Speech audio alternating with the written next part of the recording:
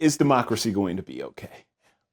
American democracy has lived through civil wars, through Great Depressions, through world wars, through economic crisis, through presidents being forced to resign because of scandal, through impeachment scandals. We're going to be fine. This is not the worst crisis that American democracy has faced. It won't be the last crisis that American democracy has faced. American democracy is going to continue to work. Hi, I'm Kirby Goidel. I'm a professor of political science in the Bush School of Government and Public Service at Texas A&M University. So, should people be nervous about this election? Absolutely. This is going to be an incredibly competitive election. 2016 and 2020 were decided by less than 100,000 votes. We can put the number of people in a football stadium on a Saturday night and move them around to various states, and we could have changed the outcome of either one of those elections. And so this may be even closer. And so, yeah, you should be nervous about the election. You should care who's going to win and who's going to lose because you care about the future of the country.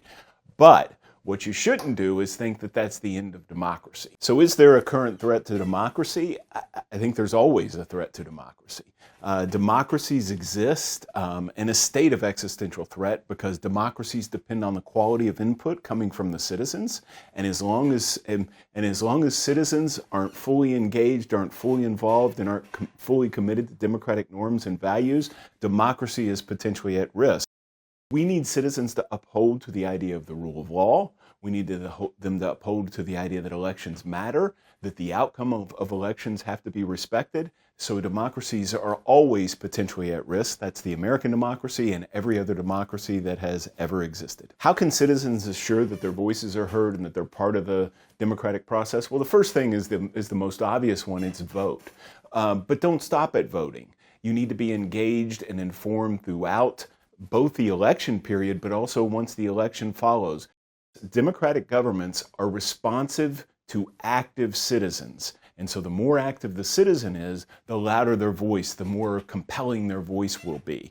But that goes beyond voting. That's showing up at meetings. That's contributing to candidates. That's being involved across the board. And when citizens are active, their voices are heard. Here's the reality. We've survived bad presidents before. We will survive bad presidents in the future. So no matter what side you're on, think about if the other side wins, we'll be okay. It's going to work out because we have political institutions, because we have political processes in place that help to guarantee that we're not at the mercy of a single person who is elected or not elected president.